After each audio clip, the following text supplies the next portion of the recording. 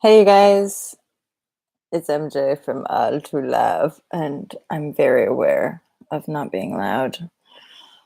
I woke up and went to the toilet this morning, and when you don't mean to make noise, but stuff happens, you're like, shit. And then another guest in the house woke up. Like, good morning. At 3 in the morning, they're just like, why are you here? Why are you awake? Waking me up. No. Um, okay. So this morning, what is coming through really strong is Einstein and Einstein's theory of relativity. And what does that scientific equation or mathematical equation mean? And throughout my life, I've often been like, wait a minute, if it's all relative, then how can there be a reality? How can there be one reality if every single reality is relative to the person looking at that reality, right? So it's almost like we're living in a time where that theory of relativity is actually making manifest. And so the collectivized reality, the 3D matrix that we like to talk about, the system, that so-called reality is coming undone because enough individuated aspects of consciousness are awakening to their inherent power, i.e., the theory of relativity. They're like awakening to their own power, realizing that they're the relative seer, and that that relativity is often based on what we're thinking and feeling.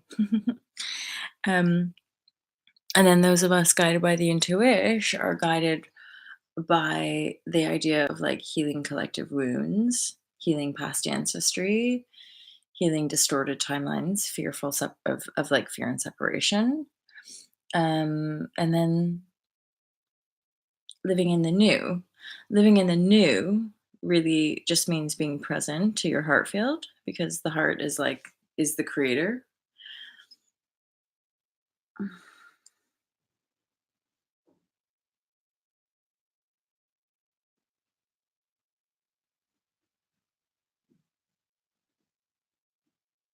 So yeah, I got distracted because I heard movement upstairs. I'm probably talking too loud, guys.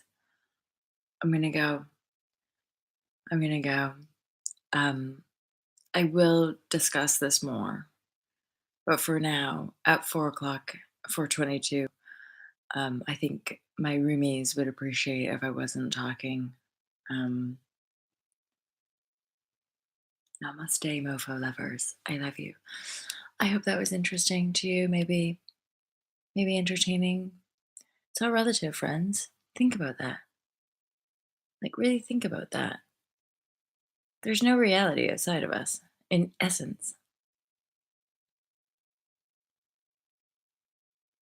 And yet, when our stories are feeling intense, the drama, we do really want to believe in the kind of separation. It's part of the it's part of the joy, the drama of life, actually, the contrast, the polarity.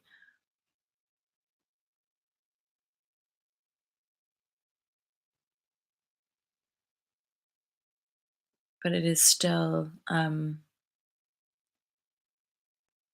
us, or we are that polarity.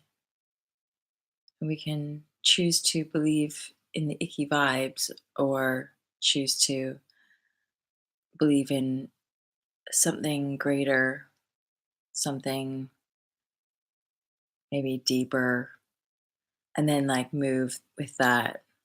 That's kind of a little bit like what my journey's been like. I've just not bought in to stuff people told me. This is just how the world is, Mal. We're gonna have to. And I'm like, okay, it's not what I really think, but and then actually choosing to believe in a world where people care and people want to live in harmony and peace and people aren't kind of too focused on materiality and like all of that kind of stuff. So and that's the world I'm feeling into and seeing a lot more of. And it's really by seeing a peaceful, harmonious, happy world that I'm like, guys, guys, guys, guys, guys, guys, guys, if you believe, if you get peaceful inside your heart, if you accept yourself, the world will start to look more peaceful and accepting and loving. It really is. It really does. We just have to keep working out our resistance to being that joyful and happy, you know? We have to work out our resistance to like, so all of your dreams can come true? All of them? You can be really happy? It's all relative. You just have to choose to be happy. Cheers, guys. Have a great day. I hope that was useful. And don't forget to subscribe and comment. I love your comments. I love having the community here. And I'm just a normal human who really likes when I get subscribers as well. Although there's a part of my ego that would like to pretend, you guys, like I don't care about any of that. Like I'm too cool to give a shit about subscribers and stuff, but I'm not. I like it when I see them going up. I feel a little bit sensitive when I see them going down. I'm like, oh no, people don't like me. And I'm like, that's okay. Just keep going. It's like in the Fearless Life Guide. I don't know, some of you might know this, but when I was writing it, it was pretty epic marathon, like 4 to 8 hours a day of writing in the paradise that is Bali. So we're good to go. But I just remember like at the end of each chapter, which could take me anywhere from like 4 to 8 hours to write. And I was just like, just keep going. Just keep writing. Like my nails. I don't know if nails are zero waste. They're probably not because these are gels. But I haven't worn nail polish in a really long time. I've certainly not like grown out my nails and worn nail polish in probably like a couple of years after getting kind of into doing my nails for a few years. And then I felt like I wanted a break from nails. And yesterday I got these bad boys done really cheap as well. The guy was really good and they were only 18 pounds. So, this is like sort of spiritual entertainment for you guys in a weird way. But what about the Buddhist that said happiness? I don't want it. I don't know. Well, in a weird way though, like it's not the happiness that we want. But I mean, it's like happiness, like a kind of excitement, and those like high, those like yeah, happy excitement. Like we can get just as kind of attached to that seeking as like the drama and the suffering. Happiness is, I would say, quite like a heightened word that of maybe seeking just contentment and peacefulness and like open heartedness and presence, without having to define it. That's something when I'm working with people as well. It's that we have to actually allow allow the rise and fall, allow the ebbs and flows, allow the light and the dark, the male, the female, right? We have to let, if anything, our recalibrating personally, recentering, coming back to wholeness is actually allowing the integrity of your beingness to be like this. So I've talked about this before, like it's science, understanding our beingness in this reality, but from like a mathematical and scientific perspective. So knowing that everything in the knowable universe is wave function and vibrating, right? And so in essence, we are made up of that same stuff. So our own beingness is wave function. So we are moving up and down, a wave form, and we vibrate. That's what I talk about, like our signature resonance, our signature essence, depending on what that signature is, i.e., our highest potential or highest self.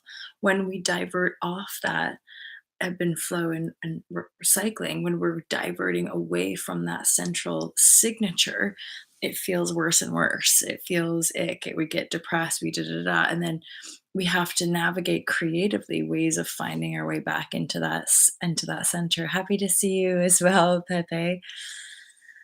Um, vibration, wave function. So we have to get used to. We have to kind of harmonize the rise and fall of life, right?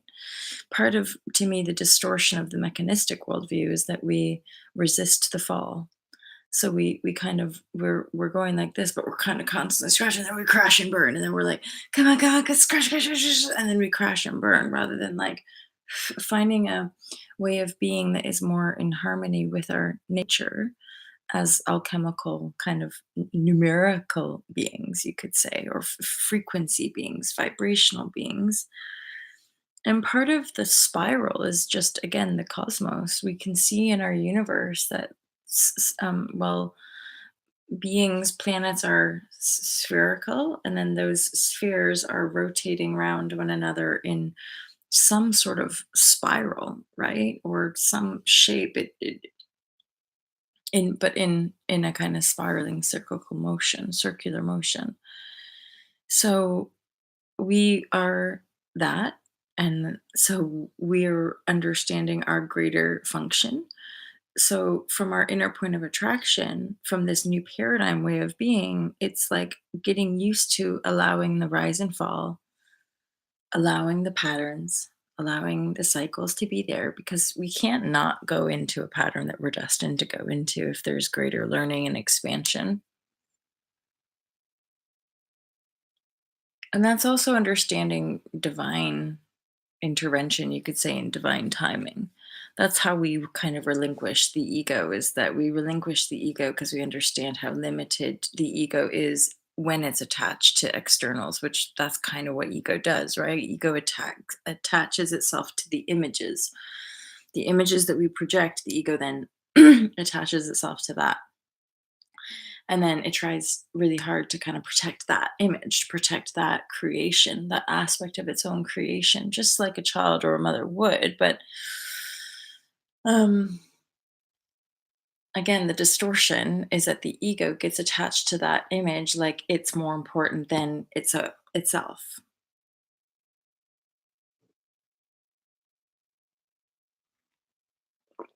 Anywho, guys, I'm gonna go. Pepe, nice to see you.